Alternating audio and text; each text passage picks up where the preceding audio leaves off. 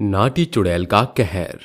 रात के तकरीबन 12 बज रहे थे। पूरे हॉस्टल में सभी लोग सो रहे थे, लेकिन तभी अचानक से कोई छाया के कमरे का दरवाजा खटखटाता है, जिसकी आवाज से छाया की आंख खुलती है और वो नींद में बोलती है, अरे कौन है जो इतनी रात में मुझे डिस्टर्ब करने आ गया? चैन से सोने भी नहीं देते लोग। रुको, आ रही हूँ दरवाजा खोलने। जिसके बाद छाया अपने बेड से उतरती है और आंख मसलते हुए दरवाजा खोलती है, लेकिन उसे बाहर कोई नहीं दिखता और वो बोलती है, कौन बेवकूफ था जो बिना मिले ही चला गया? चलो अच्छा ही है, अब मैं आराम से जाकर सो जाती हूँ। इतना बोलकर छाया दरवाजा बंद करती है और जैसे वो पीछे पलटती है, अपने सामने एक भयंकर नाटी चुड़ैल को देखती है। उसे देखकर छाया डर से कांपने लगती है। तभी चुड़ैल उससे बोलती है, क्या हुआ? मुझे देखते ही तेरे पसीने छूटने लग गए। अभी से मत डर, अब जो तेरे साथ होने वाला है वो तो इससे भी बुरा होगा। प्लीज छोड़ दो मुझे, मत मारो मुझे। नहीं, मैं तुझे नहीं छोड़ूंगी, तुझे मरना ही होगा। जिसके बाद चुड़ैल छाया का गला काट कर उसे मार देती है और उसका खून पीकर वहां से चली जाती है। इस हादसे को कुछ दिन बीत जाते हैं। ऐसे ही एक रात की बात है। उस रात 5 दोस्त हॉस्टल के लाइब्रेरी में बैठकर स्टडी कर रहे होते हैं। तभी रेहान बोलता है, दोस्तों रात बहुत ज्यादा हो रही है, देखो तकरीबन 1 बजने वाले हैं। अब हमें रूम में चलना चाहिए, क्योंकि मैंने सुना है कि रात के समय प्रेत आत्माएं घूमती हैं, इसलिए मेरी मानो तो यहाँ से चलो। क्या रेहान, तुम भी बच्चों वाली बातें करते हो? आज हम 21वीं सेंचुरी में जी रहे हैं और आज भी तुम भूत प्रेत में विश्वास करते हो। सच में तुम बच्चे ही हो। सच में रेहान तो बच्चा है, प्रिया सही कह रही है। जिसके बाद सभी मिलकर रेहान के ऊपर हंसने लगते हैं। तभी रेहान बोलता है, तुम मानो या ना मानो, लेकिन मैं आज भी आत्माओं और चुड़ैलों में विश्वास करता हूँ। जब दुनिया में भगवान है तो शैतान भी है, इसलिए मैं तो यहाँ से जा रहा हूँ। तुम्हें चलना है तो साथ चलो। तुम भी ना रेहान, सभी बातों को दिल से लगा लेते हो। थोड़ी देर और रुक जाओ, फिर हम सभी साथ चलेंगे। हाँ यार रुक जाना, और वैसे भी कल सुबह एग्जाम है तो थोड़ी देर और पढ़ लेते हैं। तुम लोग इतना बोल ही रहे हो तो मैं रुक जाता हूँ, लेकिन बस थोड़ी देर, उसके बाद मैं चला जाऊंगा। इतना बोलकर रेहान कुर्सी पर बैठ जाता है। अचानक से लाइब्रेरी की लाइट ऑफ ऑन होने लगती है, जिससे रेहान डर जाता है और वो बोलता है, मैंने कहा था ना देर रात यहाँ नहीं रुकना चाहिए, लेकिन तुम लोगों ने मेरी बात नहीं मानी। तभी अचानक से उन्हें किसी के गाने की आवाज आती है, गुमनाम है कोई, बदनाम है कोई, किसको खबर कौन है वो, अनजान है कोई। यार इतनी रात में कौन हॉस्टल के अंदर गाना गा रही है? अगर वार्डन को पता चला तो वो सुबह पनिशमेंट देगी। चलो चलकर देखते हैं आखिर कौन है जो इतनी रात में गाना गा रही है। जिसके बाद ऋषभ अपनी सीट से उठता है और आगे बढ़ने लगता है। तभी उसके सामने अचानक से नाटी चुड़ैल आ जाती है, जिसे देखकर ऋषभ भागकर अपने दोस्तों के पास आता है और डरते हुए उनसे बोलता है,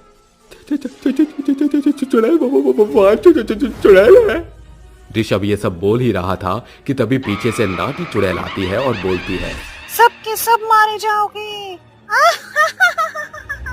अरे ये क्या, इतनी नाटी चुड़ैल, तू हमें मारेगी?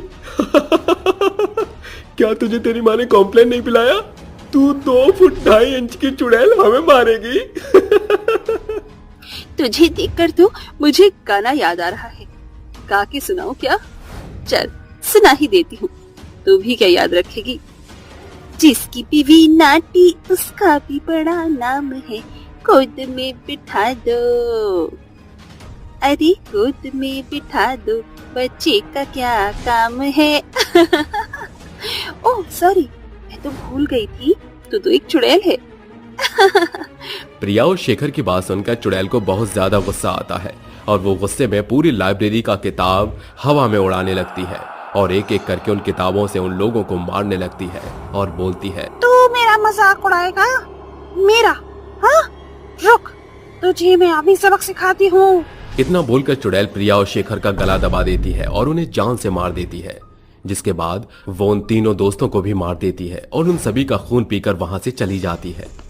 अगले दिन सुबह वार्डन मारिया जब लाइब्रेरी को खोलती है तो वहां उसे उनकी लाशें मिलती हैं, जिसे देखकर वो बहुत डर जाती है और डरते हुए बोलती है, ओह गॉड, किसने इन स्टूडेंट्स को मार डाला? मुझे जल्दी से पुलिस बुलानी चाहिए।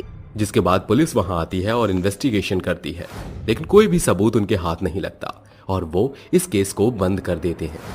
ऐसे ही हर रात नाटी चुड़ैल लोगों को मारती और वहां से चली जाती। पूरे हॉस्टल में नाटी चुड़ैल का कहर छा गया था, जिसकी वजह से हॉस्टल के बहुत से बच्चों ने हॉस्टल छोड़ने का फैसला कर लिया था। इससे परेशान होकर मारिया फादर से मिलने चर्च जाती है और बोलती है, please help me father. Don't cry my child, what happening with you, now tell me. Father, अचानक से रहस्यमय तरीके से हॉस्टल में मौतें होती जा रही हैं और समझ नहीं आ रहा कि कौन स्टूडेंट्स को मार रहा है। तुम डरो मत, मैं तुम्हारी मदद करता हूँ। जिसके बाद फादर बाइबल के कुछ मंत्र पढ़ते हैं और मंत्रों की आवाज सुनकर चुड़ैल वहां आ जाती है और बोलती है, तूने मुझे क्यों बुलाया है फादर? क्या तुझे नहीं पता मैं तुझे मार सकती हूँ और तू मेरे मामले में मत पड़, नहीं तो उसका अंजाम बहुत बुरा होगा। मैं अच्छे और बुरे अंजाम से नहीं डरता। मैं गॉड का भेजा हुआ बंदा हूँ और मेरा काम सिर्फ लोगों की मदद करना है। तो तू मुझे ये बता, क्यों तू हॉस्टल के बच्चों को मार रही है? नहीं बताऊंगी, कभी नहीं, और तू मुझे ऐसा करने से नहीं रोक सकता। तो फिर तू ऐसे नहीं मानेगी, रुक मैं सबक सिखाता हूँ। इतना बोलकर फादर नाटी चुड़ैल के ऊपर जीसस का पवित्र पानी छिड़क देते हैं, जिससे वो तड़पने लगती है और बोलती है, wait father, I will tell you everything. मेरा नाम निशा था और मैं कॉलेज की टॉपर स्टूडेंट में से एक थी।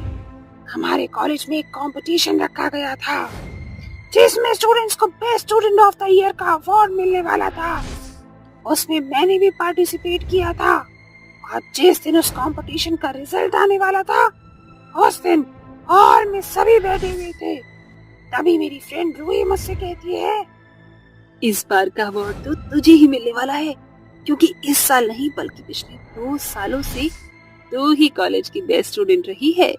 ये तो सही कहा तूने, मुझे भी उस पल का बेसब्री से इंतजार है। तभी स्टेज पर अनाउंसमेंट होता है और प्रोफेसर आकर बोलते हैं, इस साल का बेस्ट स्टूडेंट अवार्ड हम निशा को देने वाले थे, लेकिन उसके नाटे कद की वजह से हम उसे ये अवार्ड नहीं दे सकते, इसलिए ये अवार्ड हम छाया को देते हैं। जिसके बाद कॉलेज के सभी स्टूडेंट निशा के ऊपर हंसने लगते हैं और उसका मजाक बनाते हैं। इस चीज से निशा परेशान हो जाती है और हॉस्टल की छत से कूदकर आत्महत्या कर लेती है। और तभी से मैं लोगों को मारकर अपनी बेइज्जती का बदला ले रही हूँ। अपनी मौत की जिम्मेदार तुम खुद हो और अब तुम यहाँ किसी को भी नहीं मारोगी, चली जाओ यहाँ से। फादर के समझाने पर भी चुड़ैल नहीं मानती, जिसके बाद फादर जीसस का क्रॉस चुड़ैल के शरीर पर रख देते हैं, जिसकी रोशनी से चुड़ैल जलकर भस्म हो जाती है और हॉस्टल नाटी चुड़ैल के कहर से आजाद हो जाता है।